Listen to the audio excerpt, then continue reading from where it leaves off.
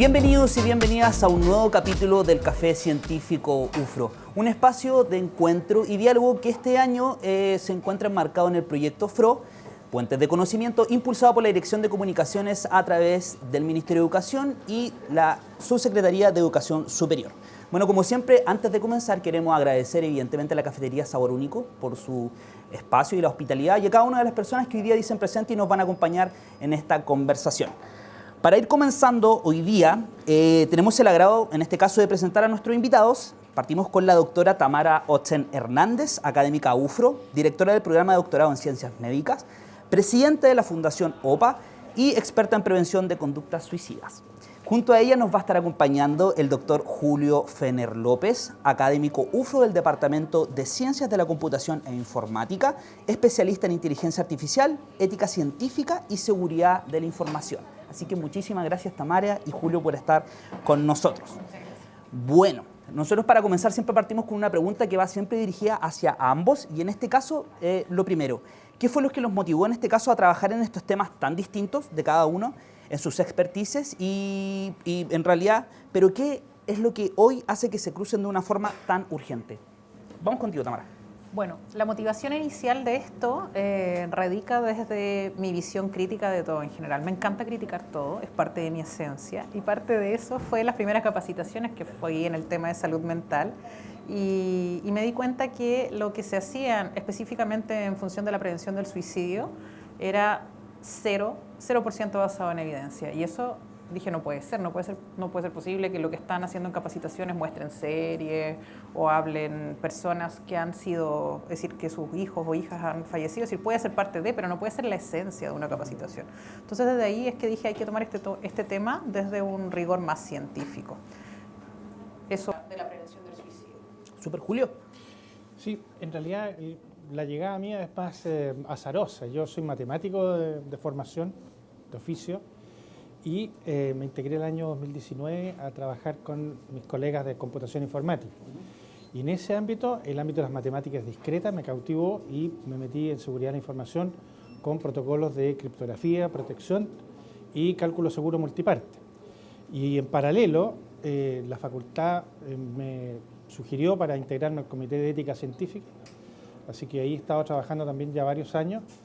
Y entonces ahí surge esta unión del área ética con el área de la seguridad de la información, en el cual sí me he ido interiorizando de cómo vienen estos cambios. Y a esto surge esta explosión de la inteligencia artificial que pone de manifiesto la necesidad que tenemos nosotros de proteger los datos, que es el tema que nos convoca hoy día. Así que esta tríada es una tríada que para mí ha sido virtuosa y de gran potencial de aprendizaje. Me ha permitido contactarme con un ámbito, un espectro académico fabuloso, tanto con colegas de la Facultad de Educación y Humanidades, por ejemplo, que me honra aquí con su visita, pero también con otras facultades, con Tamara hemos tratado de hacer cosas juntos. Así que es un tema súper multidisciplinar. Yo me siento feliz como matemático de poder decir estoy colaborando más allá de la disciplina misma. Perfecto. Como ustedes bien saben, el capítulo de hoy día que se titula ¿Quién cuida tu mente y tus datos? Era para nosotros fundamental presentarlo de esa manera, ya que evidentemente va a ser una pregunta inicial que va cruzando la salud mental con los desafíos de la inteligencia artificial y en este caso la protección de la información, tal cual como lo explicaba Julio y Tamara en su presentación inicial. Julio, te aprovecho también de preguntar, cuando hablamos de cuidar nuestros datos como tal, ¿de qué estamos hablando realmente en nuestra vida diaria en un mundo tan digital como estamos actualmente?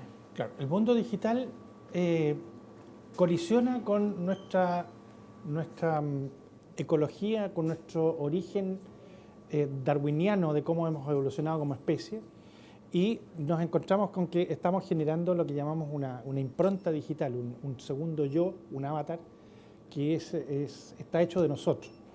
Yo siempre le digo en mis clases, ¿qué va a pasar el día en que suene el teléfono y estemos nosotros al otro lado? ¿Cómo le convencemos de que nosotros estamos acá de este lado del teléfono y no del otro? ¿Ya? Y ahí nos damos cuenta de que nosotros sin querer, por esta cosa histórica evolutiva que hemos traído como especie, estamos acostumbrados a ser muy prolíferos en entregar pedazos de información que son nosotros. Y la información, lo que son activos de información, hoy día involucran no solo lo que está en un dispositivo, por ejemplo, en un disco duro, sino que además involucra a las personas, ¿ya? Y entonces todo lo que nosotros vamos entregando de nosotros va construyendo este doble nuestro, y eso no lo hemos sabido proteger porque está en la nube, lo que llamamos etéreo, la nube, y por lo tanto ahí sí que estamos en peligro. El día que nosotros tratemos de ingresar a nuestra cuenta de banco y nos diga el ejecutivo de banco, pero usted acaba de hacer una transacción, ahí nos vamos a dar cuenta que estamos en problemas. Así que el problema es un problema de construcción de confianza, una sociedad en la cual estamos entregando libremente nuestros datos y requiere entonces de legislación que nos proteja, que proteja al ser humano. Eso es lo más importante. Julio, agarrándome de eso mismo, de la parte donde tú mencionas la confianza, yo igual, Tamara, te quiero hacer esta pregunta. ¿Por qué actualmente hablar de salud mental todavía resulta incómodo, en este caso, en muchos espacios? Yo creo que todavía está esta duada este dúo de cuerpo y mente, pero de forma completamente separado. Por ejemplo, a nadie le llamaría la atención que si alguien tiene un tumor, va a ir a un doctor, a un especialista, para que pueda hacer un diagnóstico y un tratamiento, pero sí, cuando alguien tiene una depresión o cuando alguien empieza con sintomatología ansiosa, sí es como, se te va a pasar, anda a correr, anda al gimnasio. Entonces, no tenemos no le damos la importancia que corresponde, ni tampoco la vinculación de entender que el cuerpo y la mente están completamente ligados y que en la medida que somos capaces de entender eso, vamos a empezar también en el mismo contexto a beneficiarnos de los tratamientos, a aceptar que nuestros colegas pueden salir tanto con licencias por salud mental o por salud física, y vamos a dejar de entender esto como entes separados, que yo encuentro que es tan tóxico. Y claro, decimos no, si entendemos que es importante, pero a la larga, si vemos que algún colega está con una licencia por salud mental, decimos, pero ¿y puedes avanzar esto en tu casa? Es decir, igual lo vamos a molestar. Pero en cambio, si cuando estoy con fiebre, por ejemplo, no soy capaz de funcionar, y finalmente cualquier tipo de patología se define como la incapacidad de un funcionamiento normal de la cotidianidad. Y cuando tenemos alguna dolencia asociada a salud mental, es eso. Y eso es lo que finalmente como seres humanos no terminamos de entender y de respetar. Perfecto. Ahora, perdón, sí. Si me permitas contribuir también con lo que dice ella. Efectivamente nos hemos dado cuenta que el tema de la salud mental es un tema que ha surgido y ha sido visibilizado.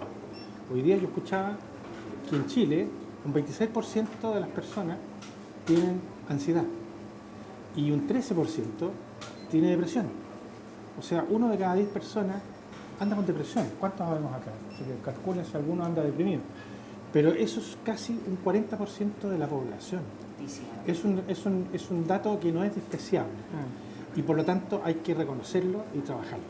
Y claro, y cuando nos metimos en los datos, entonces yo creo que claro, si nos vamos al dato específico, como está diciendo Julio, también podemos decir, claro, de esas personas, de ese 10%, 16%, dependiendo el grupo de edad en el que nos enfoquemos, cuando preguntamos cuántos van a tratamiento, tenemos menos del 50%.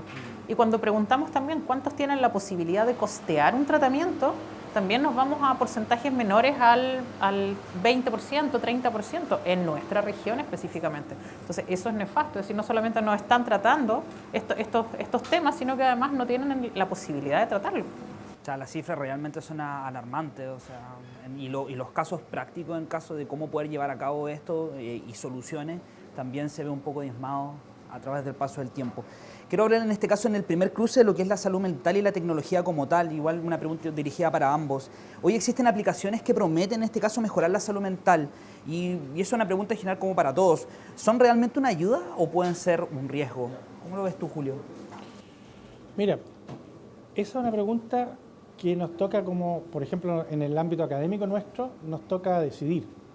¿Por qué? Porque, por ejemplo, la irrupción de la inteligencia artificial, como es una máquina que explora muchas dimensiones, más de las que nosotros podemos ver por nuestra cuenta, ¿ya? Estamos hablando de un espacio de datos de muchos millones de dimensiones. Nosotros no somos capaces de visualizar eso. Pero la máquina, cuando es una máquina y de repente arroja algo, eso te da a ti una hipótesis.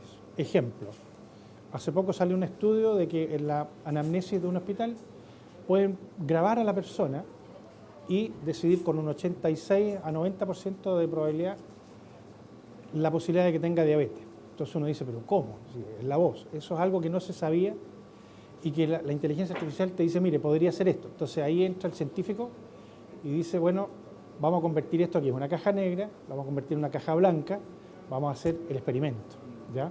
Entonces, la tecnología es beneficiosa en el sentido que te da luces y dice, bueno, esto lo podemos usar, ¿ya? Pero usarlo así, sin haberlo validado, es tremendamente irresponsable. Y es por eso que si uno le pregunta al ChatGPT, por ejemplo, yo tengo estos síntomas, dime qué puedo tener.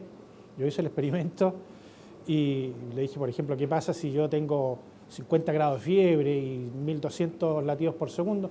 Y empezó a decirle, mira, puedes tener esto, puedes tener otro. Y la verdad es que no es cierto, porque la máquina no sabe. Entonces, ojo con confiar ciegamente en un aparato tecnológico que está en desarrollo, pero que no ha sido validado, por ejemplo, para las cosas que tienes tú. Y por eso lo que hace Tamara en particular me parece súper espectacular, porque la información de los datos hay que usarla en investigación científica para poder recién validar y decir esto sí, fue validado y sirve para esto o no sirve para lo otro. Y ese es el daño que uno puede hacer, usar tecnología sin saber el daño en el cual uno está expuesto puede ser tremendamente pernicioso. Y de hecho está demostrando de que es pernicioso. Sí, me hace mucho sentido eso de que todavía están en desarrollo, o sea, falta todavía un paso y también validación científica para dar un resultado eficaz como se pide siempre. Tamara, le hago la misma pregunta, si existen en este caso, hay en este caso aplicaciones que prometen mejorar la salud mental y si son realmente una ayuda, si tú lo consideras así, o pueden ser más que nada un riesgo. A ver, yo creo que me voy a tomar ahí de lo que dice Julio de la validación, que creo que es esencial. Y la validación no solo, de repente uno lo ve en investigación científica, validación de instrumentos psicométricos y cosas. Es decir, básicamente, ¿cuáles son los criterios de validación? La validación tiene que ser un proceso riguroso y completo y que esté hecho por profesionales. Ya tenemos la FDA, tenemos algunas agencias europeas que se encargan de validar la información que se está entregando y en función de eso hay algunas aplicaciones basadas en inteligencia artificial que permiten apoyar en cuanto a la salud mental. Ya eso sí está y se puede revisar en la página de la FDA y existen y están validadas en función de la inteligencia humana, es decir, de la inteligencia de profesionales, psiquiatras, psicólogos, especialistas en la temática, porque también no podemos ser todos especialistas. Y por otro lado, no tenemos que olvidar que son complementos, no se pueden ocupar solas, ¿ya? Siempre que hay que pensar que el acompañamiento, que la atención cara a cara, que las capacidades del profesional, más allá de esta generación de algoritmos para construir una hipótesis diagnóstica, sino que básicamente para saber cuál es el tratamiento, no solamente leyendo la sintomatología de si tiene fiebre o no tiene fiebre, sino viendo la expresión corporal, el movimiento de los pies y mi experiencia como profesional en el ámbito, también son sumamente nutritivas. Y hay evidencia que habla de la eficacia desigual entre las terapias que son virtuales, por ejemplo, lo que surgió mucho con el tema del COVID, con la pandemia COVID, y las terapias presenciales, y especialmente en población muy sensible como la adolescencia. Yo creo que es muy importante ahí ser súper cautos, pero sí efectivamente pueden proteger, es decir, estamos en una región sumamente diversa, con comunidades rurales que están aisladas de organismos, de instituciones de salud, y perfectamente esto te da una primera aproximación. Entonces yo creo que hay que utilizarlas, pero también hay que saber cómo se utilizan y para qué se utilizan, y nunca olvidar que siempre hay que preguntar a una persona. Porque después, ¿qué vamos a hacer? ¿Vamos a culpar al chat GPT de que alguien se suicidó porque me dijo que no estaba en riesgo? Sí. Es decir, lo importante primero es la prevención y después hacer la contención, y que la contención sea con personas que son especialistas en la temática. Yo creo que por ahí va el punto, o sea, siempre asesorarse de especialistas en este caso, más que quizás una máquina que todavía está en proceso de mejoramiento. Tamara, ¿existe alguna relación entre el uso excesivo de tecnología y el aumento de conducta suicida en jóvenes? Sí, hay como 5 estudios científicos de los últimos 3 años que hablan efectivamente, ninguno en Chile lamentablemente, que hablan efectivamente del aumento, especialmente en poblaciones jóvenes, de la ideación suicida asociado al uso excesivo de pantallas. Existe un uso como problemático, que es el uso asociado a un uso pasivo, y al scrolling, que tiene que ver con el uso problemático, que tiene que ser de 3 o 4 y más horas en general en el día. Ya, ese se llama uso problemático y un uso pasivo. No estamos hablando del uso para crear, para organizarnos, para diseñar, estamos hablando del uso problemático. Redes sociales, scrolling, nada más que eso.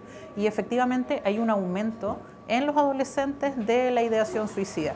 Y en cuanto a intentos, también asociado al uso problemático de celular, también hay mayor cantidad de intentos en aquellos que usan en la evidencia científica que se entrega, con estudios que tienen la rigurosidad necesaria.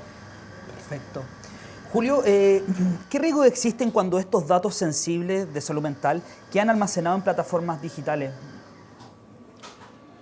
Mira, los datos están almacenados en plataformas digitales y la pregunta que uno se hace es quién accede a ellos, ¿ya? Por eso que hay que dotarlos de capas de protección. Pero en la sociedad que tenemos, el dato es un insumo para el modelo de negocio. Por lo tanto, ¿qué pasa si tus datos pasan a ser, por ejemplo, capturados por una empresa que tiene interés de saber si tú te vas a, por ejemplo, enfermar en los próximos 5 años? Te van a subir la prima de los seguros, te van a subir el costo por el tema médico, etcétera. Entonces hay un modelo de negocio incorporado detrás. Y ese modelo de negocio en general no siempre está en correlato con el ser humano en sí, que sería lo valioso que proteger. Por lo tanto, todo lo que está expuesto en los medios digitales, léase la nube, léase el celular, léase el pendrive que uno tiene, es sujeto de protección legal. En Chile, por ejemplo, está la ley de protección de los datos personales y sensibles, y eso es ley, ¿ya? Entonces, ahora, que sea ley no significa que nos atengamos a ella. Nosotros, por ejemplo, tenemos en nuestra universidad, todos nuestros sistemas están en Google, ¿ya? ¿Y quién es el funcionario de Google que firma de que no está mirando nuestros proyectos? ¿Ya? Esa es una cosa que hemos depositado nuestra confianza, que no ha sido validado porque no tenemos los elementos para validar. Por lo tanto, ahí hay un riesgo. Y cuando hay riesgo, el riesgo es que se produzca una vulnerabilidad y por esa vulnerabilidad nos ataquen entonces y perdamos nuestra soberanía digital, que es nuestro dominio sobre nuestros datos. Entonces, en última instancia, es un tema de protección de soberanía. Julio, en base a ese mismo punto, cuando la inteligencia artificial se cruza con la salud mental, ¿dónde debería estar la línea ética que en realidad no deberíamos cruzar? Claro, la línea ética, un poco lo dije recién, es quién conoce tu dato, ¿ya?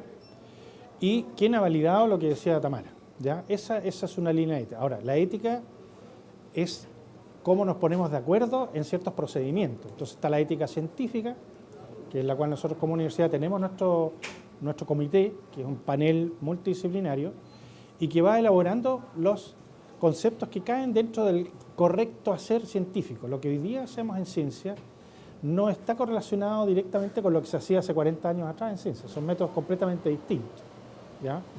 El ejemplo, la experimentación médica en el periodo de la guerra, o en Estados Unidos, son totalmente distintos hoy día. Por lo tanto, eso es una cosa que va evolucionando y tiene que ver con un consenso. Lo mismo la ética de los ingenieros, la ética periodística, son distintas éticas que van construyendo los grupos humanos que van interactuando entre sí. Y esa ética es la que hay que proteger. Ahora, como tenemos una plataforma que atraviesa todo eso, ahí, por supuesto, el cruce tipo puente puede llevar a conflictos éticos mayores si no se toman en cuenta. Perfecto. Tamara, en tu experiencia, ¿qué señales tempranas se pueden detectar, en este caso los profesores, la familia, en este caso, para prevenir un problema mayor en caso de eso? Bueno, básicamente tenemos que entender que la salud mental deteriorada nos va a llevar a la conducta suicida. Entonces, directamente salud mental en general, como para cuidar la salud mental y para identificar señales que necesitan ayuda, tendríamos que ver con cambios de conducta, no sé, disminución del rendimiento, ausentismo, agresividad, impulsividad en el aula, presentar malestar cuando son niños más pequeños, vuelven a hacer pipí, vuelven a conductas como medias regresivas, miedos, despertares como nocturnos o angustia, aumento en el consumo de drogas y alcohol en caso de más grandes. Y si nos vamos ya a un deterioro más exacerbado, que me puede llevar a un riesgo suicida específicamente, tenemos que ir a cosas concretas, es decir, autolesiones directamente, que las autolesiones no siempre es el corte que nos imaginamos, a veces puede ser quemaduras, golpes, hablar de muerte, del deseo de morir, buscar medios letales asociados a eso. A veces nos olvidamos un poco en las casas que todos tenemos el botiquín con los remedios súper vencidos, que todos tenemos acceso a distintas cosas, que a veces hay gente que tiene armas y como que la gente se olvida de eso, así como que piensa que no.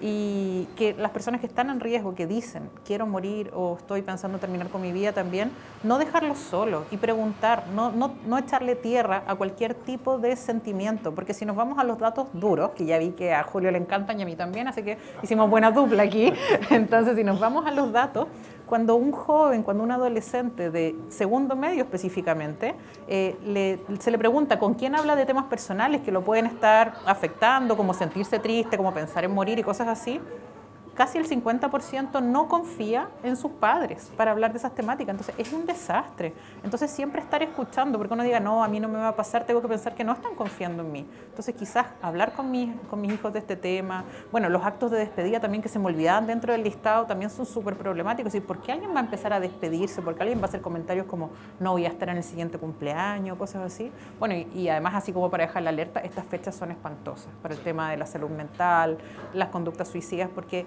las constantes celebraciones que hay en este segundo semestre llevan también a una sensación de menor bienestar asociado a la necesidad de estar bien, asociado a estas fiestas, pero de sentirme aún peor. Y eso en general hace que todas las tasas de problemas de salud mental y de suicidio en general aumenten. Tener que estar feliz, tener que estar contento en Claro. esta fecha donde todos están contentos, entonces no puedo ser menos, entiendo. Algunos datos adicionales, según INJUV, el 45% de jóvenes entre 15 y 29 años ha pensado en suicidarse la última semana y muchos de ellos tienen dificultad para hablar con sus padres o bajo autoestima. Durante el 2024 también un total de 57 niños, niñas y adolescentes entre 10 y 17 años fallecieron por lesiones autoinfligidas. Y también entre 2019 y 2024 también aumentó la cantidad de adolescentes de cuarto medio que afirman sentirse solos en un 10,7%. Entonces, en realidad, igual los datos dan a entender de que son cifras totalmente preocupantes y que se tiene que actuar rápidamente ante esta temática. Bueno, también una pregunta también para Julio. ¿Qué tan expuestos están los niños y adolescentes al entregar información en redes sociales, en aplicaciones, en apps como tal, y en este caso sin pensar las consecuencias? Claro, mira, están muy expuestos porque, tomando lo que decía recién, el hecho de las redes sociales, por ejemplo. Las redes sociales, el TikTok, el YouTube, si ustedes se dan cuenta, tiene lo que se llama, entre comillas, el algoritmo detrás. ¿Qué es lo que hace el algoritmo? El algoritmo selecciona lo que, entre comillas, tú crees que te gusta a ti y deselecciona lo que no te gusta, lo cual empieza a producir burbujas. Esta burbuja de que solo escucha lo que el algoritmo cree que te gusta a ti. Y por otro lado, las redes sociales, ustedes lo pueden ver, siempre están las personas mostrando lo que no son. Están mostrando lo que no son. Entonces, el concepto de felicidad al cual están expuestos nuestros niños cuando están mirando las redes sociales, están recibiendo una especie de película que no está hecha para ellos. Porque es un modelo de felicidad que, por supuesto, no van a encontrar porque no reproduce lo que ellos tienen en su entorno. Entonces, esta cercanía que se produce por el uso excesivo de redes sociales y de modelos de satisfacción que son ajenos, porque además han sido entrenados con bases de datos que no contienen sus datos, sino que contienen una población heterogénea muchísimo más grande. Es decir, que alguien entrene una base de datos con datos de Estados Unidos, por decir algo, y que lo trate de aplicar a nosotros, por supuesto que va a ser distinto, obviamente que va a ser distinto. Entonces ahí se produce una distancia. Y entra entonces este fenómeno de la frustración, porque ellos tratan, como decía, de entregarle confianza a una cosa que no los está escuchando, no los está entendiendo y le está mostrando un modelo de ser que no corresponde con el modelo social que nosotros tenemos acá en casa. Así que ahí, claro, obviamente se producen estas frustraciones y las frustraciones del camino entonces a buscar una salida distinta. ¿Puedo agregar algo? Sí, por supuesto. Lo que pasa es que yo creo que es súper importante lo que dice Julio y también hay que sumar a esto el tema de, especialmente en etapas tempranas, hasta los 8 años más o menos, donde les entregamos celulares, donde los dejamos de libre acceso a los niños y niñas en general, el tema de la formación de la identidad, de ver estas imágenes de personas perfectas en las redes, pero también de ver que quizás yo no me acerco tanto a esa perfección. Entonces, ¿cómo se empieza a formar mi autoimagen en función de esta exposición? Y cómo además soy súper vulnerable en función de esta aceptación, de generar vínculos, de formar mi personalidad definitiva.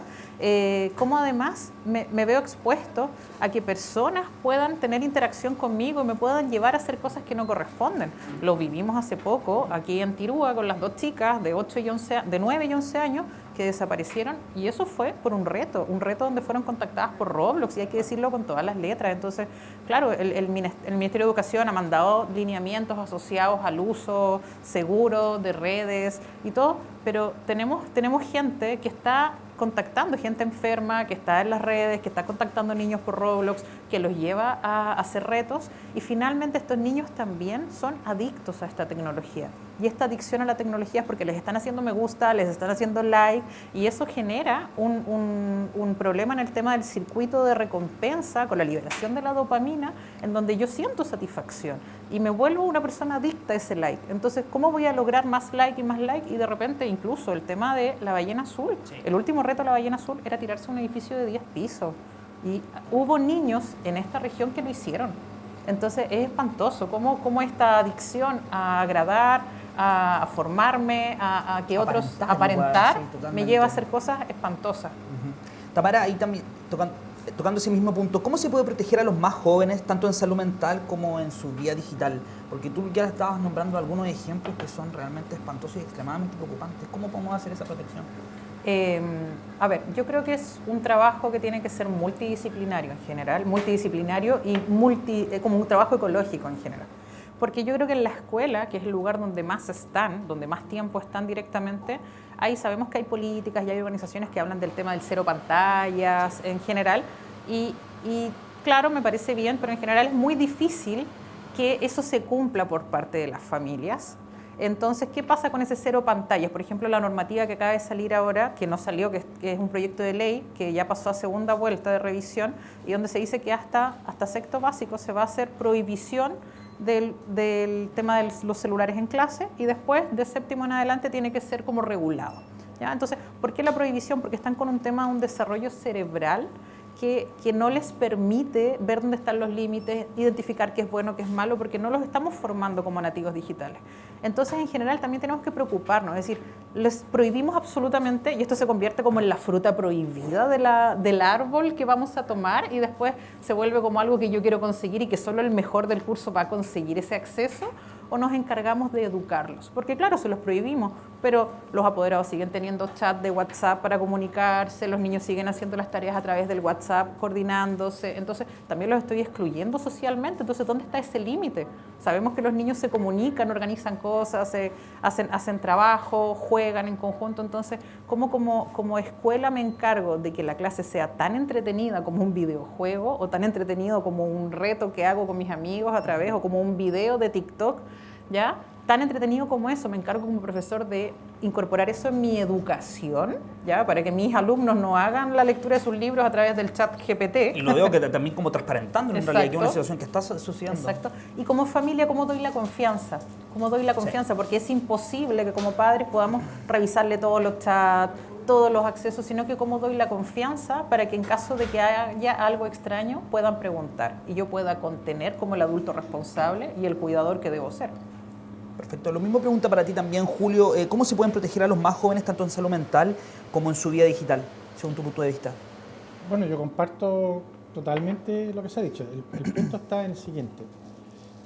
Imagínate que todo lo que conocemos, esta explosión digital, ¿ya? Son máquinas en el fondo que están haciendo, pero no tienen conciencia de lo que están haciendo, ¿ya? Entonces, estas interacciones por redes sociales, qué sé yo, están además entrenados en bases de datos, que ya lo dije recién, son bases de datos que están dispersas en todo el mundo y por lo tanto no necesariamente aplican a la localidad que tenemos nosotros. Entonces, el gran problema de ese uso es justamente un tema de formación de cómo los educamos a nosotros. Hace un par de días atrás, tal vez 1 o 2 semanas atrás, surgió un estudio del Massachusetts Institute of Technology, el MIT, donde hicieron experimentos de gente que les permitían hacer el uso de la inteligencia artificial, ¿sí?, para resolver problemas, resumir libros, etcétera, que es lo que estamos haciendo todos, ¿ya? Y por eso veo ahí a Arnoldo, porque tenemos que cambiar nuestros modelos de aprendizaje, porque ¿qué es lo que encontró este estudio del MIT? Lo separó en grupos, ¿ya? Entonces a uno les pidió que resuelvan la tarea y a los otros les dijo, resuélvanlo primero a mano, ¿ya? A mano. Por supuesto, el que estaba hecho a mano no estaba bien hecho, el otro estaba perfecto, ¿ya? Y la pregunta después es, escriba alguna de las frases que puso en su informe. Y los que escribieron el informe usando el ChatGPT no se acordaban. No se acordaban. Pero los que lo habían hecho a mano sí se acordaban. Por lo tanto, yo leo ahí que es evidente que tenemos que volver al ser humano, tenemos que volver a nuestro nicho ecológico del cual provenimos, que es incorporar la educación como un acto físico, esta simbiosis manual, esta cosa kinestésica que se produce en el entorno, en el hacer, en el jugar en conjunto, y recién entonces usar la herramienta para poder complementar y mejorar. Por ejemplo, mejorar el estilo, mejorar la casa, pero ya ellos han desarrollado, entonces el tema educativo es absolutamente importante. Y no solamente para los niños, para nuestros estudiantes también, porque nuestros estudiantes están igual que nosotros, así encantados por esta posibilidad que tienen de escribir un informe que les pide el profesor, lo escriben en 5 minutos, usando el notebook LM, fantástico. Y después tú le preguntas y no se acuerda. Entonces tenemos que rescatar nuestras aptitudes que nos trajeron hasta acá en la evolución y no perderlas, porque el desarrollo digital es un súper desarrollo. De hecho, está cambiando nuestra manera está cambiando nuestro mundo, por eso se habla del tecnoceno, aprovechando que veo a la Fabiola. El tecnoceno es una etapa geológica mundial porque está dejando sus consecuencias. Tenemos, por ejemplo, generadores de electricidad que están conectados en red, ya, en fin, planificación de transporte y telecomunicaciones, todo en red, son datos que están expuestos y por lo tanto el mal uso de eso nos pone a nosotros como especie en una situación frágil. Y reconocerlo es el primer paso para poder decidir tenemos que hacer algo, y yo creo que la experiencia de la MIT muestra de que tenemos que volver a lo que sabíamos hacer bien, que es educar entre seres humanos. Y a eso se agrega esta tecnología que es una herramienta fantástica, pero que nos muestra además de que el futuro no es la especialidad sola, sino que es el trabajo colaborativo. Y esa educación tiene que cambiar, entonces tiene que ser colaborativo y a lo mejor tiene que cambiar el profesor en aula, más que un profesor en aula tiene que ser un equipo sí, que esté en aula, y todas esas cosas vamos a tener que pensarlas porque efectivamente nosotros somos relativamente limitados en cuanto a las capacidades individuales, pero colectivas sí que podemos hacer grandes cosas. Y por eso yo creo que tenemos que cambiar nuestro sistema. Sí, yo creo ahí a nivel personal la educación me imagino evidentemente fundamental, porque a veces siento que cuando nosotros hablamos de todo lo que es inteligencia artificial, tecnología, como que la sociedad en general acá en Chile está un poco como perpleja en realidad, como que todavía estamos como impactados y todavía no sabemos qué hacer bien con lo que tenemos a nuestra disposición. Me imagino ahí, Julio, que lo que tú decías, trabajar complementariamente con equipos multidisciplinarios y a través de educación también es fundamental en este acompañamiento. Es fundamental y sobre todo, y que es como la semillita que yo quiero que se lleven, hay que desconfiar, porque están entrenados con bases de datos, y imagínense que alguien entrenara una inteligencia artificial solo mirando, no sé, el diario de la región.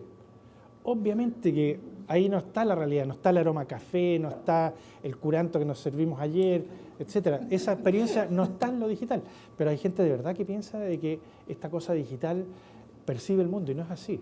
Percibe el mundo en la medida que lo alimentamos con bases de datos, y esas bases de datos, ¿de dónde las sacamos?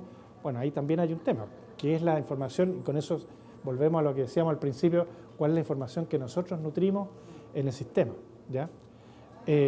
Por ejemplo, nuestra región tiene una particularidad hermosa, o sea, somos herederos de procesos migratorios, tenemos multiculturalidad, tenemos una serie de factores que nos hacen únicos como región, como entorno.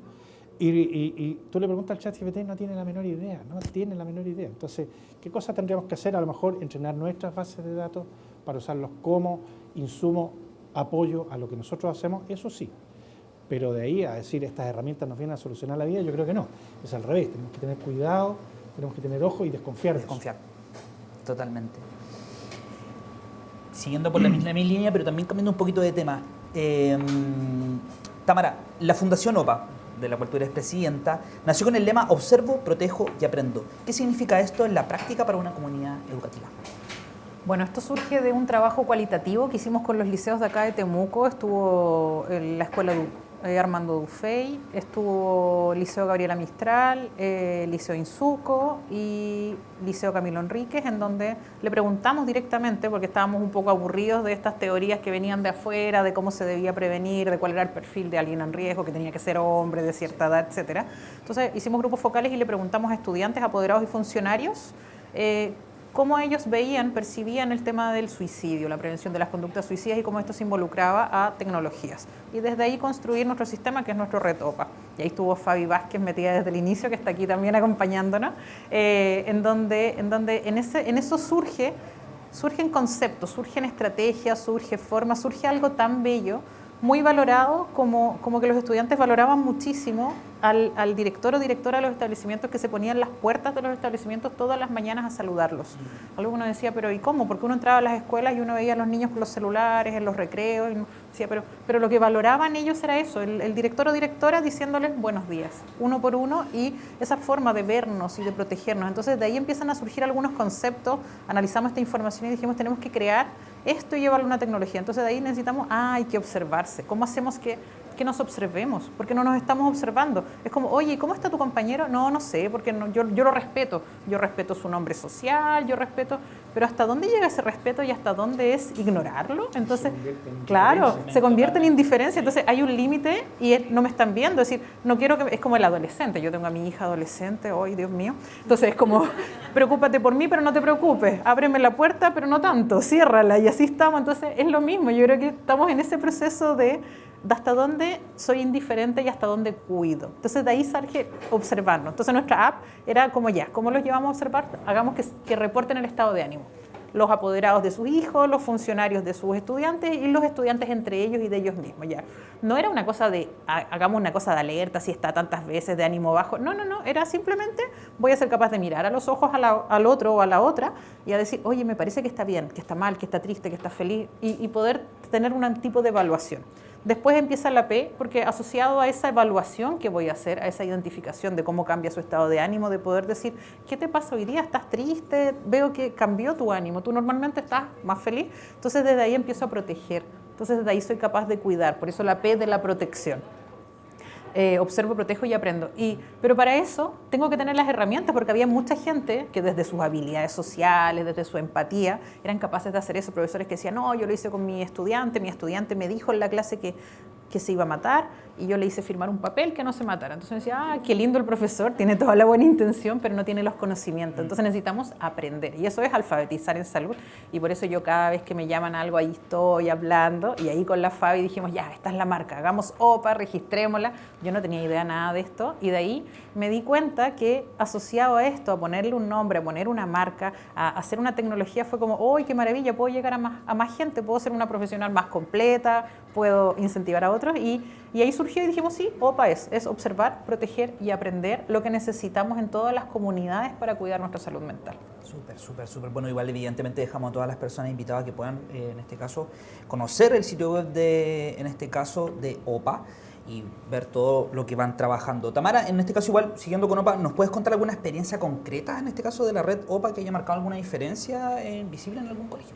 Sí, nosotros hicimos una medición. Hace poquito, el año pasado hicimos mediciones antes y después en función de la implementación del sistema Red OPA. El sistema Red OPA es un sistema que tiene este modelo de cuidado de salud mental que se basa en este proteger, aprender y observar. Se basa también en una plataforma de administración web en donde se capacita a los encargados de convivencia de los establecimientos, especialistas en salud mental, para cuidar a sus estudiantes, porque nosotros estamos en contra de estas escalas masivas sin poder cuidar a la gente que aparece en riesgo, y tiene una aplicación móvil con perfiles diferenciados. Entonces, eso lo evaluamos en el Liceo Insuco el año pasado durante 3 meses, donde hicimos evaluaciones de ansiedad, depresión y estrés, riesgo suicida y además de la percepción de actividades en beneficio de la salud mental antes y luego de 3 meses. Y vimos efectivamente que había una reducción en las conductas, en las conductas, eso sí, en los intentos de suicidio, en el riesgo suicidio alto y también en el moderado. Había un aumento también en el grupo sin riesgo. Así que hubo un movimiento luego de 3 meses, que es un tiempo muy breve, del uso de la aplicación, donde tenían que reportar el estado de ánimo 1 vez por semana, 2 veces por semana, Y eso hizo un cambio, también hizo un cambio en la percepción del establecimiento en función de decir, oye, se están haciendo cosas para cuidar la salud mental, porque los establecimientos hacen muchas cosas, pero muchas veces son invisibilizadas.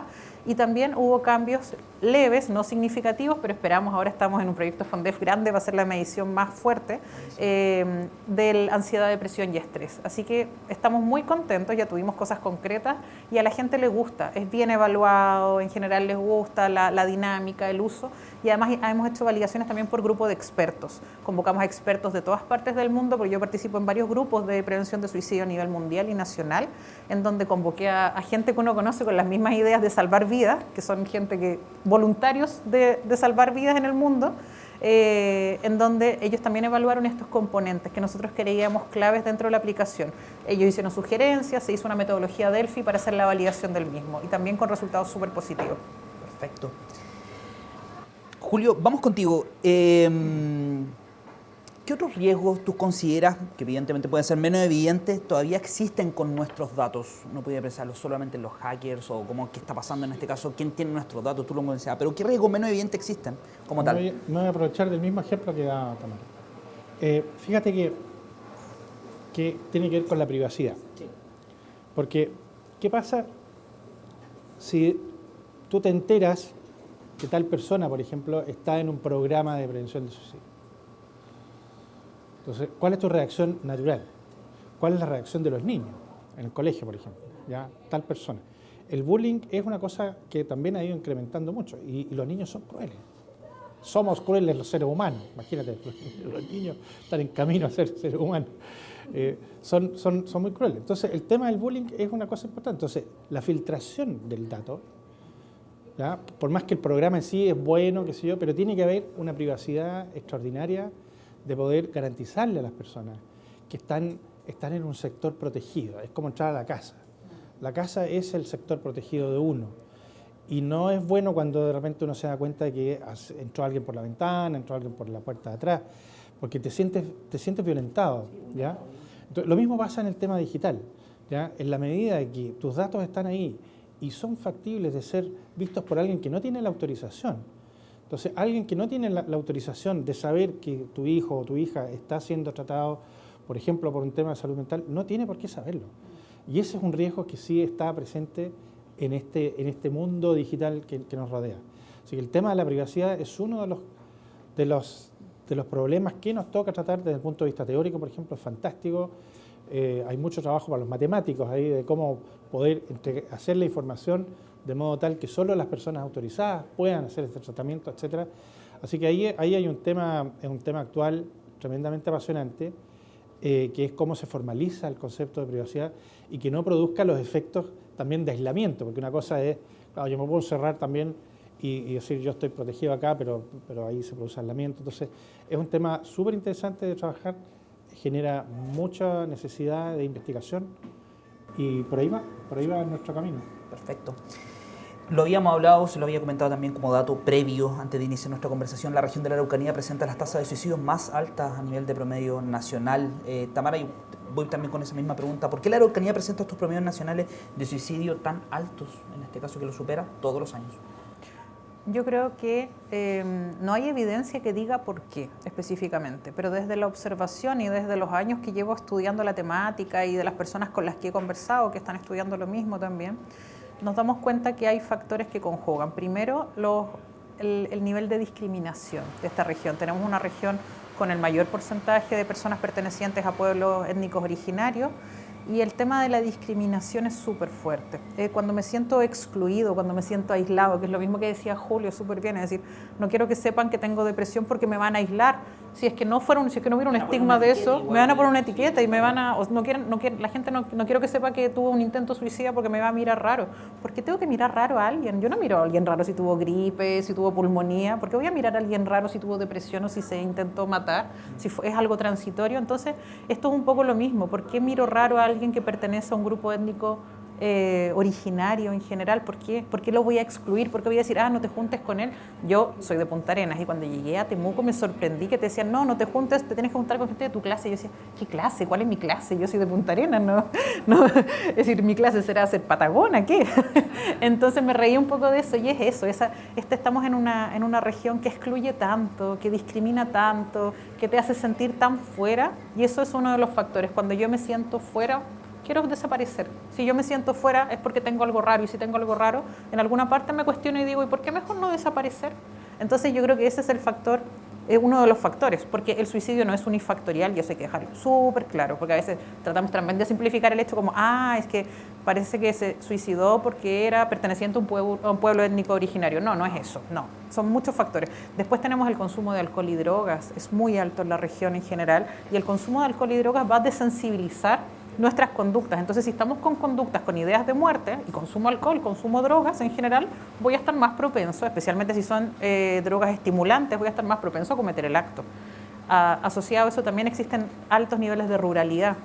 Cuando tengo falta de acceso a los centros de salud, a la atención rápida, en general también es un factor de riesgo, ya que tenemos un montón de comunidades donde ni siquiera hay internet, donde no me puedo comunicar. La violencia también, tenemos índices de violencia altísimos en la región. Ya tenemos el tema de los conflictos que suceden entre pueblos originarios, en general entre algunos grupos en específico, en donde hay unos niveles de violencia súper altos, y en la medida que voy vivenciando mayor violencia me desensibilizo al hecho de generarme violencia a mí mismo. Entonces yo creo que tenemos un montón de factores, el frío, el clima que a veces no acompaña para tener actividades, falta de luz solar, etcétera. Yo creo que esas cosas son muy perjudiciales y en general nos generan, y la pobreza, los niveles de pobreza. Ya dijimos el tema, hablamos ya de la cantidad de personas que pueden acceder a tratamientos, y en general cuando hablamos de riesgo suicida, una persona que tuvo un intento, que está en riesgo, si pasa por un tratamiento, va a dejar de tener ese riesgo, ¿ya? Así como una persona deja de tener una gripe, también puede dejar de tener riesgo suicida, pero para eso necesitamos tratamiento. Y en esta región, que ya no somos la primera más pobre, sino que la segunda, nos falta mucho acceso a los tratamientos. Julio, desde tu expertise, ¿cómo influye la cultura local, o cómo lo ves tú, y el contexto de la región, como también lo mencionaba Tamara, en la manera de poder abordar estos temas, la privacidad de nuestros datos y también la salud mental? Mira, lo que yo observo, lo dije al principio, yo creo que nosotros como sociedad somos extremadamente proclives a entregar nuestros datos. Eso es uno. Nos preguntan el RUT en el supermercado, lo damos felices porque creemos que nos están haciendo un precio, y además pagamos con la tarjeta de débito, por lo tanto saben en qué banco estamos, y por lo tanto saben un montón de cosas, saben si llegamos en auto, si no llegamos en auto, etcétera. Saben muchas cosas, y yo creo que eso de alguna manera tenemos que volver a mezclarnos en la multitud, es decir, desagregar los datos, ¿ya? Otra vez el concepto de privacidad creo que es un tema importante, porque igual se está generando mucho conocimiento, pero si ese conocimiento cae en las manos equivocadas, te pueden discriminar salvajemente, ¿ya? Y creo que eso no le hace bien al ser humano. Entonces, el riesgo, como sociedad, nosotros tenemos que tratar de encauzarla a conocer, hay un tema de educación ahí, y a ser un poco más responsable con el tema de los datos. Creo que por ahí va. Súper, perfecto. Tamara, ¿qué pequeñas decisiones se pueden tomar hoy, en este caso las familias, para cuidar tanto la salud mental como la privacidad digital en casa? A ver, el tema de la privacidad digital, la salud mental, quizás un consejo que las une a ambas es entender también que gran parte del exceso de digitalización de cosas o de uso de pantallas tiene que ver, está fuertemente moderado en función de los riesgos en salud mental con el tema de los trastornos de sueño. Entonces yo creo que tenemos que volver a la esencia de que somos seres vivientes, sintientes, que necesitamos dormir, dependiendo de la etapa en la que estemos, de forma adecuada. Sin pantallas previas, tener una buena higiene del sueño en general, dormir las horas adecuadas, hacer actividades al aire libre, eso es sumamente importante. Entonces yo creo que como familia, cuidando esta salud mental, tenemos que preocuparnos, y preocuparnos dando el ejemplo. No podemos pedirle a nuestros niños que no sean adictos a la tecnología si nosotros llegamos a la casa y estamos viendo tele todo el tiempo y no hacemos actividades que nos contacten con la naturaleza, que nos contacten con la luz solar, que nos contacten con compartir y conversar, que es importante conectarnos, porque además yo creo que estamos perdiendo la capacidad de conversar espontáneamente, de conversar, de preguntarles cómo está, pues estamos acostumbrados a los mensajes de WhatsApp, preferimos mandar un texto porque lo podemos eliminar, editar o lo que sea, entonces también estamos como preparando, pero esta conversación espontánea yo creo que se tiene que dar. Y también entender los roles dentro de las casas, ¿ya? En los roles que hay hijos, hijas y hay padres o madres, o cuidadores en general, o abuelos o tíos, pero hay gente que está preocupada. Entonces hay un rol que necesita cuidado y hay un rol que necesita proteger a los otros. Entonces ahí es necesario poner límites súper claros. Límites para el uso, estar atento y también dar el ejemplo de ser la contención.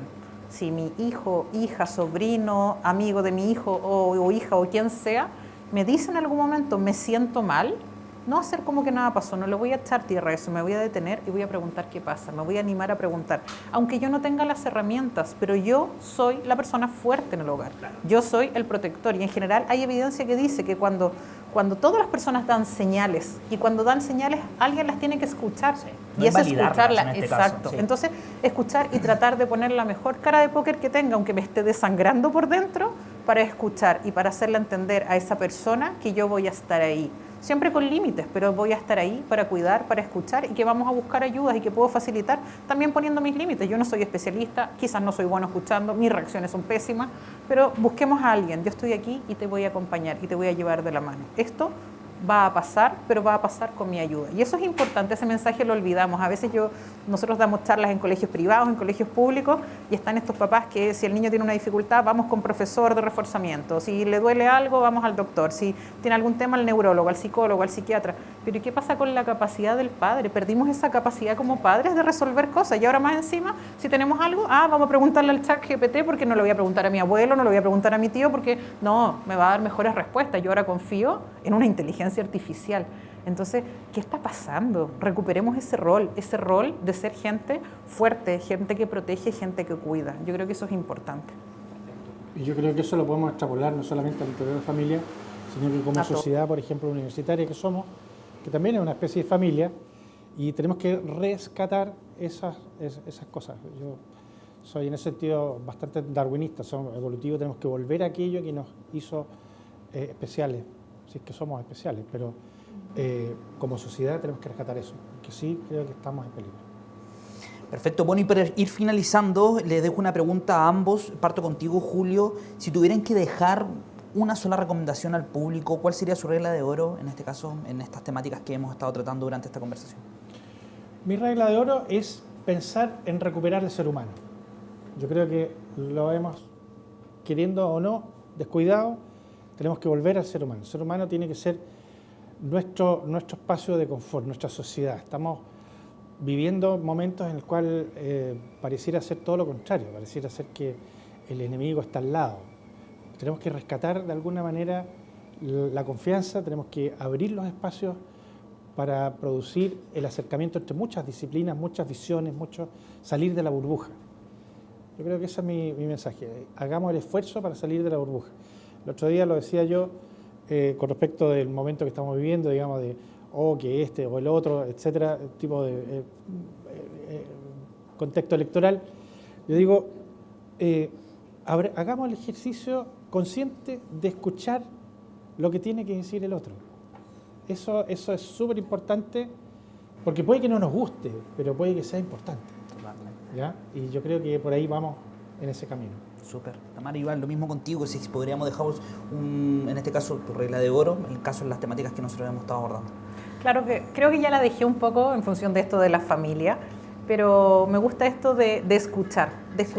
Me gusta el mensaje de ser impertinente, de volver a preguntar, de hacerle caso a mi intuición. Si tengo sensaciones, yo no solamente escucho, también siento y también puedo sentir lo que está sintiendo el otro. También leo otro tipo de señales, veo brillos en los ojos, movimientos. Y si tengo a alguien al lado y estoy percibiendo algo que me está generando algún tipo de interrogante, preguntarle a esa persona. Porque esa persona en algún momento me va a decir, no me pasa nada, pero quizás cuando esté en su peor momento, cuando esté rumiando en la noche, cuando esté pensando que no vale la pena, se va a acordar de mí y me va a mandar un mensaje y va a decir, oye, ¿sabes qué? Tú me preguntaste, porque quizás nadie le había preguntado, ¿ya? Entonces yo creo que volvamos a ser impertinentes, volvamos a mirarnos a la cara y a preguntar, oye, ¿qué te pasa? Estás extraño. Y no importa, no van a decir nada. Yo pregunto, yo soy súper impertinente, yo le pregunto a mis estudiantes, lo saben, hay un para acá, le pregunto a la gente que quiero, porque me importa conocer a la gente. Y muchos me dicen, no, está todo bien. Y yo los miro un poco, ya, bueno, ya, te voy a contar. La segunda mirada, pero eso, y no es que uno sea especialista, yo no me voy a poner a hacer la atención clínica, no soy clínica. Entonces, pero hablemos, y yo creo que juntos tenemos que ser una red de contención, pero ¿qué hago yo para ser parte de esa red? ¿Soy un hoyo donde la gente pasa en banda o me convierto en un nudo firme donde las personas pueden sentir que las contengo?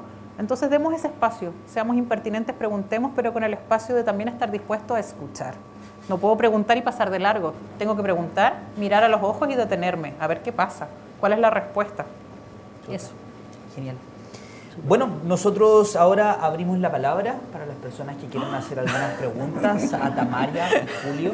No tengan vergüenza. Así que, no me había dicho esto. Ahí nuestro colega Pedro va a estar dando el micrófono a las personas que tengan preguntas. ¿Pueden ir levantando la mano? La pregunta era para Tamara, porque ella había hablado mucho del tema de las redes sociales y de cómo impactan.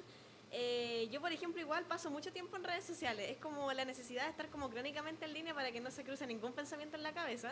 Pero es chistoso en cierto modo porque últimamente estamos como en una época muy extraña, como bien decías, aparentar. Pero el tema es que como que estamos en una era de mucho sobreconsumo, de lo ideal es tener como muchas cosas de todo, es como tener un producto con todos los colores distintos y de viajar mucho y de ostentar y todo. Y eso también produce un daño, ciertamente, porque también hay un tema de desigualdad de por medio de que no todos, por ejemplo, tenemos el privilegio de acceder a ciertas cosas. Y, por ejemplo, me ha parecido harto ese meme de que no es tan meme, que dice como cuando estoy teniendo un buen día y veo que alguien de mi edad, por ejemplo, está en Japón, como cosas así. Como dando a entender también de que eso hace sentir mal. Y digo, si es un tipo de contenido que también nos hace sentir mal y que nos hace sentir inferiores en cierto modo, ¿por qué sigue siendo el tipo de contenido más popular? Y el que más genera visitas si nos hace sentir mal. Genera una reacción quizás de repulsión, de quizás no poder alcanzar esas cosas, pero de algún modo sigue siendo lo que más se vende, entre comillas. Entonces, como que me causa mucha curiosidad cómo pasa ese fenómeno de cómo algo que nos hace sentir mal termina siendo como lo que más se consume. Y si al final no lo disfrutamos, no nos gusta. Pero, ¿por qué? Es como... Bueno, yo creo que pasa en todo sentido de cosas. Es decir, nos hace mal el cigarrillo y hay mucha gente que fuma, nos hace mal las drogas. Entonces, yo creo que... Y el problema es de los que compran. Asimismo, en las redes. Es decir, si es que yo creo que me hace sentir mal alguien que está exponiendo su cuerpo perfecto y que su contenido en las redes sociales me parece que no tiene un contenido de base, yo creo que deberíamos ser críticos y no darle más like, porque finalmente esa persona, en la medida que tenga like, en la medida que tenga seguidores, yo estoy fomentando que de hecho las redes le paguen a esa persona. Hay gente que gana mucho dinero para seguir potenciando. Entonces yo mismo le estoy diciendo, ok, estoy validando su forma. Y ese algoritmo. Claro, y ese algoritmo, entonces yo creo que va desde ahí, va desde hasta qué punto yo doy el ejemplo y dejo de seguir eso. Además los estudios dicen más de 3 horas, entre 3 y 4 horas de consumo de redes sociales son nocivos, son muy perjudiciales, especialmente para todos esta sintomatología internalizante. La sintomatología internalizante tiene que ver con depresión, ansiedad, angustia, todas estas cosas que yo me guardo, que no exteriorizo. Y eso es pésimo y hay evidencia en todas partes del mundo muy actualizada que habla de que lo peor de toda la tecnología son las redes sociales. Entonces disminuyamos las redes sociales y empezamos a hacer redes cercanas. Tratemos de, en ese tiempo que ocupo en redes sociales, ir a algún lugar donde pueda contactar gente, que no esté con el teléfono, guardar el teléfono cuando estoy compartiendo con otras personas, dejarlo apagado, escondido en alguna parte, porque si no nos volvemos adictos a esto. Y es una adicción tóxica, como el cigarro, como el alcohol, las drogas y un montón de adicciones más, jugar en el casino, y así vamos teniendo comportamientos adictivos. Entonces volvámonos adictos a salir a caminar por el pasto a pie descalzo, volvámonos adictos a otro tipo de cosas, a hacer amistades, a buscar ideas para ayudar a otros. Quizás esta misma idea que tú estás viendo, perfectamente podrías escribir algo, decir algo, yo creo que esto está mal. ¿Y por qué? Porque ¿quién mejor que tú, que eres usuaria de las redes, que eres mucho más joven que yo, puedes decir, esto no me parece? Entonces, hacer preguntas, quizás hacer algún tipo de movimiento, porque yo te aseguro que así como tú estás pensando esto, hay mucha gente más que piensa lo mismo, pero que finalmente nos quedamos en este uso pasivo pero cambia ese uso pasivo a un uso activo, de cómo puedes tú ayudar a salvar vidas o hacer que la gente se sienta mejor. Ahora, si me permite complementar un poco, fíjate que lo que uno ve son puestas en escena. Por ejemplo, a mí de repente me salen videos de gente que tira un naipe, por ejemplo, y cruza toda la cancha y entra justo en la taza. Por poner un ejemplo. ¿Ya? ¿Ustedes no se imaginan la cantidad de horas que ha estado el tipo haciendo eso? Entonces uno dice, ¡wow! Y uno quiere hacer lo mismo y se frustra. Claro, porque no lo logra. Pero uno puede entonces, con video, y la inteligencia artificial hoy día permite simular un montón de cosas y generar entonces algo que no es verdadero. ¿Ya? Esa felicidad, claro, puede ser legítima para la persona que está ahí, pero trata de hacerlo tú. A lo mejor esa misma persona que puso el video en Japón, en una de esas es espectacular ir al parque Nahuelbuta acá o al parque Conquillío y va a decir, oh, ¿te fijas? Entonces, en el fondo es cómo nos enfrentamos nosotros a un producto que ha sido generado del cual no tenemos manera de saber qué tan espontáneo es. Entonces, la mejor defensa es decir, no es espontáneo, es una cosa producida. Con ese fin en específico. Con ese fin específico de que tú le des like. Y el like es la moneda de cambio. Con eso le pagan a la persona. Si no tiene like, no le pagan. Entonces es un modelo de negocio. Al final, esto que estamos haciendo, la interacción, le estamos generando dinero a otras personas a costa de nuestra frustración. Y eso es algo que hay que tenerlo presente, porque entonces sí sabemos cómo actuarlo. Entonces hay plataformas que yo no quiero entrar a mirar, porque yo sé que si entro a mirar, le va a estar generando ingresos. Entonces, bueno, es mi opción, no lo miro. Exacto. Y así. Y yo creo que también hay que pensar qué espacio en mi pensamiento le permito a eso, esa sensación de, pucha, a mí no me sale lo de la carta, o yo no estoy en Japón. Entonces, también uno tiene que de repente detenerse y decir, ya, esto lo voy a anular, lo voy a cancelar y voy a pasar a los pensamientos positivos. Porque también, posiblemente, uno se está llenando de esta cosa de compararse. Yo salgo a caminar, por ejemplo, y veo estos magnolios hermosos que están en esta fecha y digo, ¿por qué no tengo un magnolio? Ya no importa, voy a pensar que tengo 2 hijos maravillosos. Entonces, ¿cómo reemplazo esos magnolios hermosos que me dan ganas de tirarle fuego? Porque son bellos en este país, están florecidos, y yo no tengo un magnolio. Tengo 2, pero no florecen. Así que ahí estoy peleando con mis magnolios. Pero ¿cuánto espacio le doy a ese pensamiento negativo de la rabia de que hayan magnolios hermosos y no de primero verlos, disfrutar de la belleza y decir, ya, pasamos al siguiente pensamiento?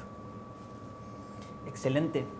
Como les decía, dejo nuevamente la palabra abierta si quieren realizar alguna pregunta más. Es esto bastante amplio, ¿eh? Muy amplio. Hablamos de el riesgo para los jóvenes y no vemos el riesgo en los padres. El otro día venía yo en un bus rural y venía una mamá con un pequeñito, 3 años, le pregunté, porque le pregunté la edad, 3 años, y lo primero que hizo fue encajarle en el celular, ¿ya? Por lo menos lo que estaba viendo era relativamente sano. Entonces, ¿por qué esa mamá se desentiende de su hijo? Así, corta. En mis tiempos, no es para chiporrearme, pero yo iba con mis hijos y yo les iba mostrando el paisaje, les iba contando las cosas. ¿Qué onda? ¿Qué pasó? ¿Dónde nos perdimos? Y a su vez, dentro de las causantes, acá en la región, yo creo que la falta de trabajo es muy importante. El trabajo nos mantiene la mente ocupada y nos falta trabajo. Quizás nosotros acá en la universidad, productores de profesionales, suena feo, pero la idea es que sean profesionales con ética y todo lo demás, podamos generar también personas que además que busquen trabajo, puedan dar trabajo. Nuestra región, Peritemuco, es bastante pobre, ¿ya? Yo me muevo entre Cholchol y Puerto Saavedra, y en Puerto Saavedra usted va y es muerto, porque si no hay turistas, no hay nada que hacer, una cosa así. Y lo otro es que además, siendo tan malo todo esto, a su vez le podemos sacar partido, creo yo, porque así como hay malos mensajes, hay malos hábitos, podemos utilizar las mismas redes para meter, digamos, entre comillas, algo mejor, algo bueno. Lo que decía usted, o usted no me acuerdo, respecto de mostrar nuestra región, de hablar de cosas propias nuestras de forma más entretenida, ¿ya? Y la pregunta es, ¿Qué hacemos nosotros como universidad al respecto?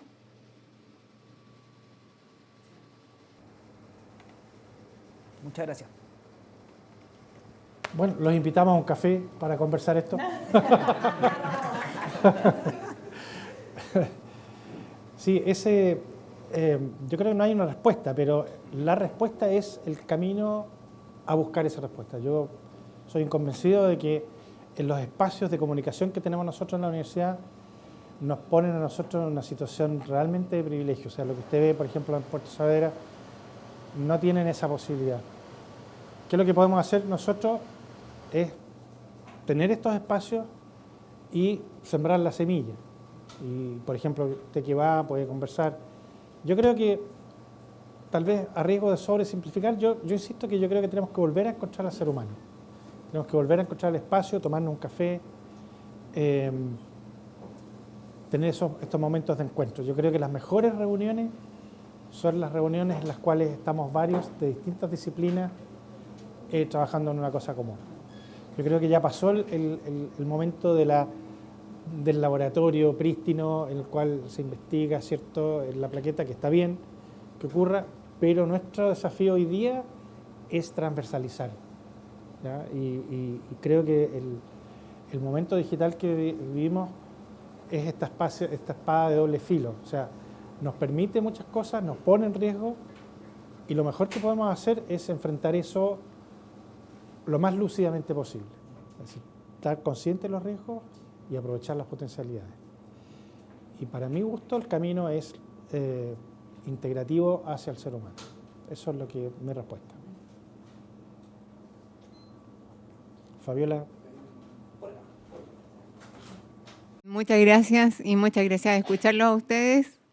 No sé por qué no se me ocurrió antes invitar a Tamara al Observatorio de Innovación Digital y Cambio Social que tenemos en el Instituto de Innovación y Emprendimiento. Aprovecho, tenía que decirlo. ¿Ya?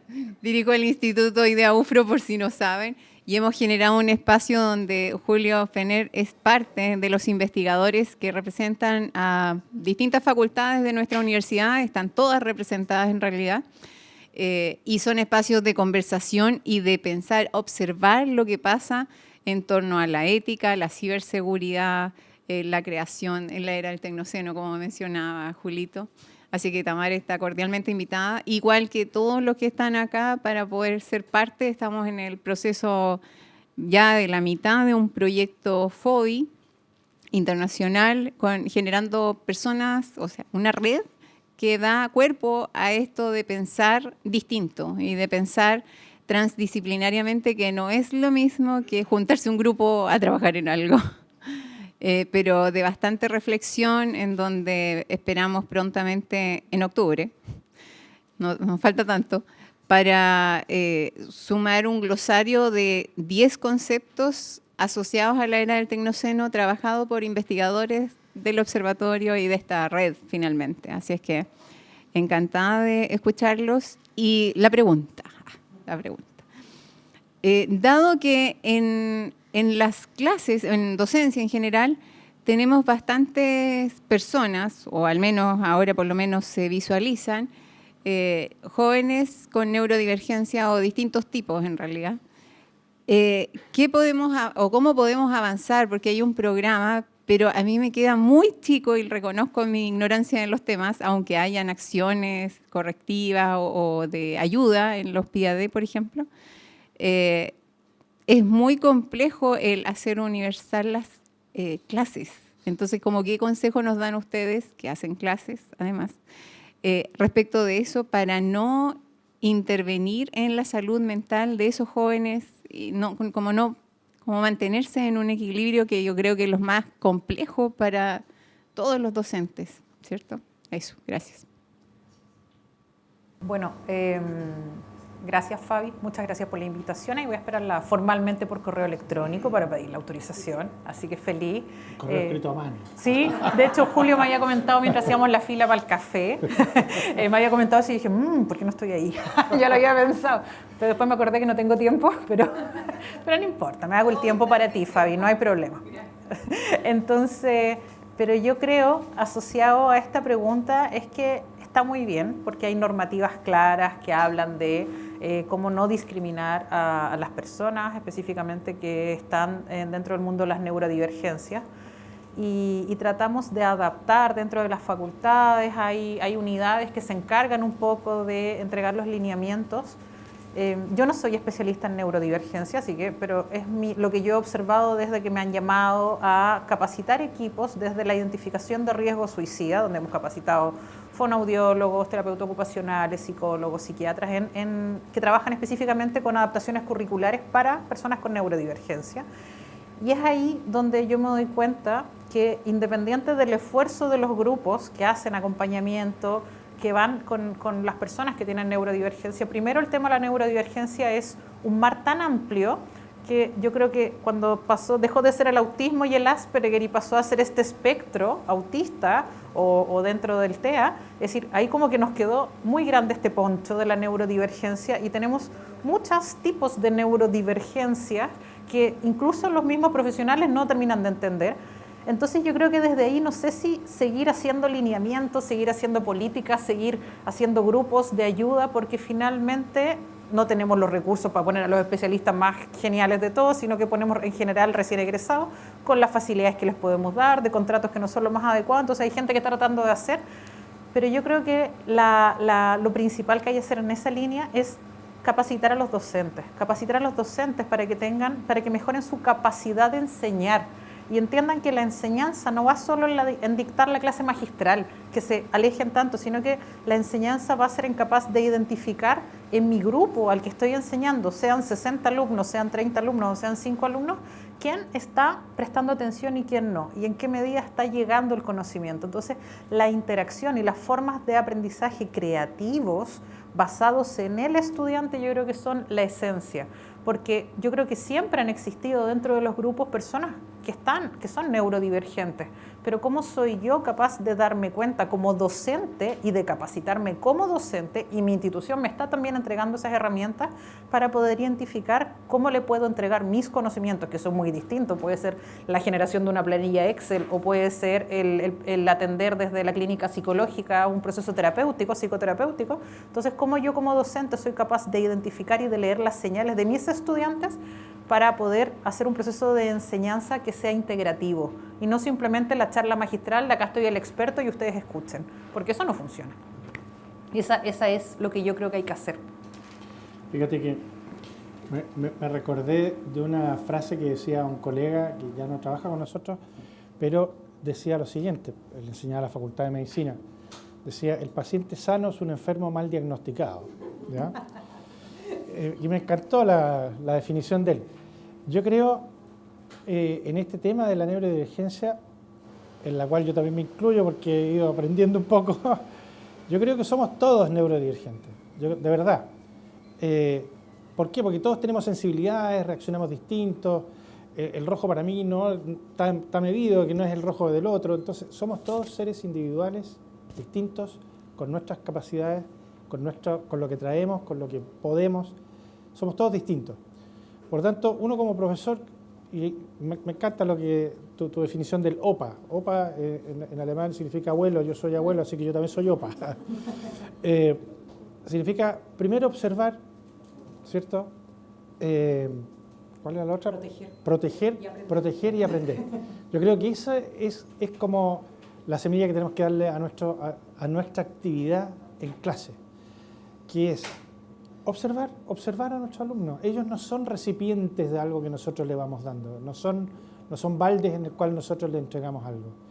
Son seres humanos con los cuales interactuamos y tratamos de transmitirles sabiduría, experiencia, nuestra manera de ver el mundo, que puede estar equivocada o no, pero esa es la interacción. Y por lo tanto significa tomar en cuenta a la persona. Y en la medida que logramos hacer eso, vamos a tener una interacción con cada uno de nuestros alumnos de manera distinta, porque son todos distintos. Es decir, salirnos de esta uniformidad, de esta caja de huevos que viene de la época de la Revolución Industrial y pasar al ser humano individual con lo que tiene y con lo que podemos aprender de ellos. Y creo que podemos aprender mucho. Yo he tenido grandes experiencias con alumnos que vienen del programa PIAD y lo encuentro fantástico, o sea, de verdad. Pero es un desafío. Es un desafío porque significa que tenemos que salirnos de nuestra área de confort Sí. y por lo tanto dedicarle el tiempo que merece. Súper. Bueno, en honor al tiempo nosotros vamos a ir finalizando. Te quiero agradecer, Tamara, muchísimas gracias por acompañarnos, también Julio, y a cada uno de ustedes que nos acompañan hoy día en esta grata conversación, y los dejamos cordialmente invitados a que puedan seguir revisando las redes sociales del Café Científico, y evidentemente el equipo del proyecto Puente de Conocimiento les desea que tengan una excelente tarde. Muchísimas gracias, que estén muy bien. Gracias.